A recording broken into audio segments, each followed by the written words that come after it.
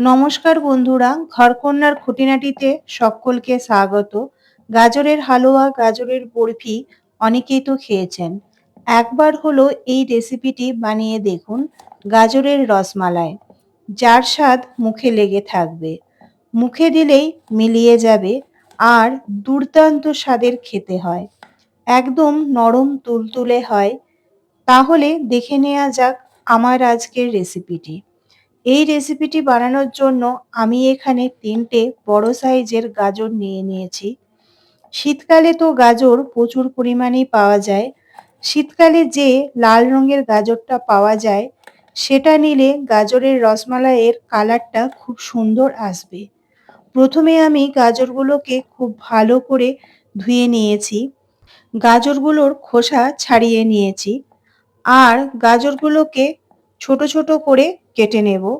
খুব বেশি ছোট করে কাটবো না, এইরকম সাইজ রাখলেই হবে। আমার সমস্ত গাজরগুলো কেটে রেডি করা হয়ে গেছে। এবার একটা মিক্সিং জারের মধ্যে সমস্ত গাজরের টুকরোগুলোকে দিয়ে দেব। গাজরগুলো আমি যেহেতু আগে ধুয়ে নিয়েছি, তাই কাটার পর আর ধোবো না। গাজরের টুকরোগুলোর সাথে দিয়ে দেব হাফ কাপ পরিমাণ নর্মাল টেম্পারেচারে রাখা দুধ। গাজরটাকে মিহি করে পেস্ট করে নেব।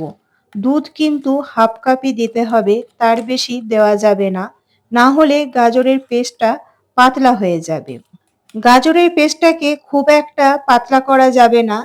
এবার এই গাজরের পেস্টটা থেকে একটা বাটিতে ৩ থেকে ৪ চামচ গাজরের পেস্ট তুলে রেখে দেব। এটা আমি পরে ব্যবহার করব। এবারে গাজরের রসমালাইটা তৈরি করে নেব।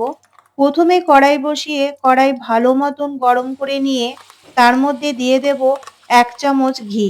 গ্যাসের ফ্লেম লোতে রেখে ঘিটা ভালো মতন গলিয়ে নেব। ঘি গলে গেলে ঘিয়ের মধ্যে দিয়ে দেব গাজর আর দুধ দিয়ে যে গাজরের পেস্টটা বানিয়েছিলাম সেটা।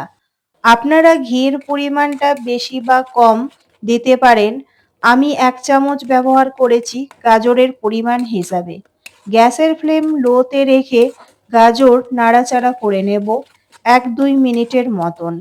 ১ থেকে ২ মিনিটের মতন গাজরের পেস্টটা নাড়াচাড়া করে নেওয়ার পর ওই গাজরের বাটার মধ্যে দিয়ে দেব হাফ কাপের মতন নর্মাল টেম্পারেচারে রাখা দুধ।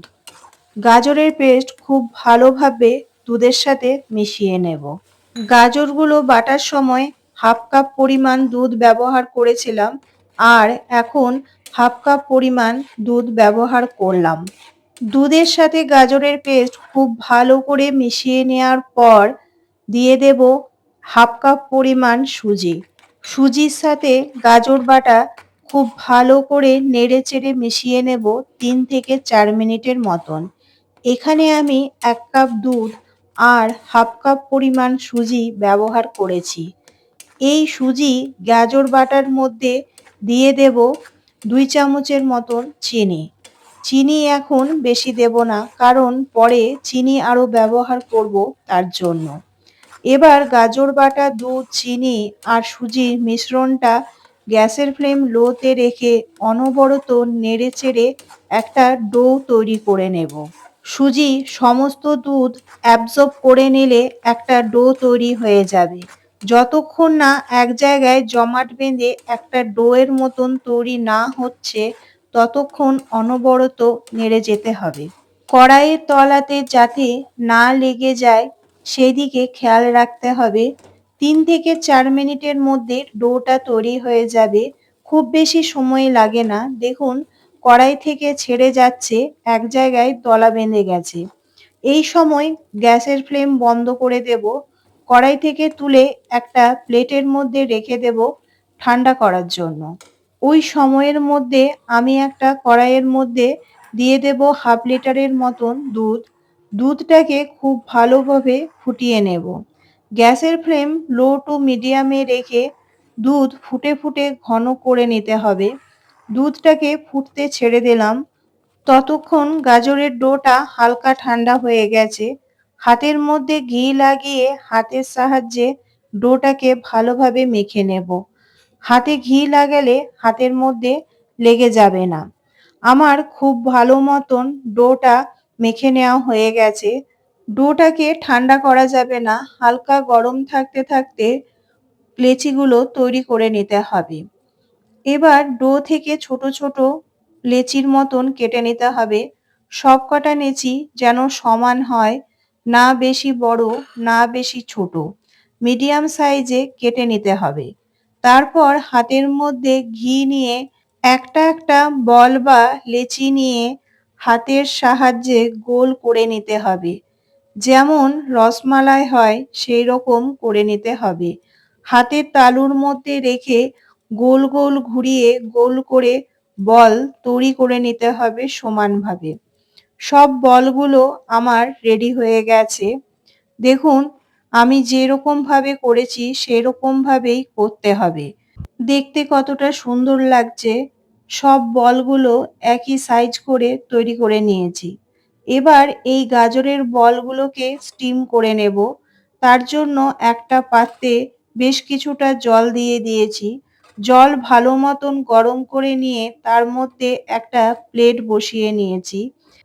অ্যালুমিনিয়াম এই প্লেটটির মধ্যে আমি আগেই ঘি লাগিয়ে নিয়েছি খুব ভালো করে।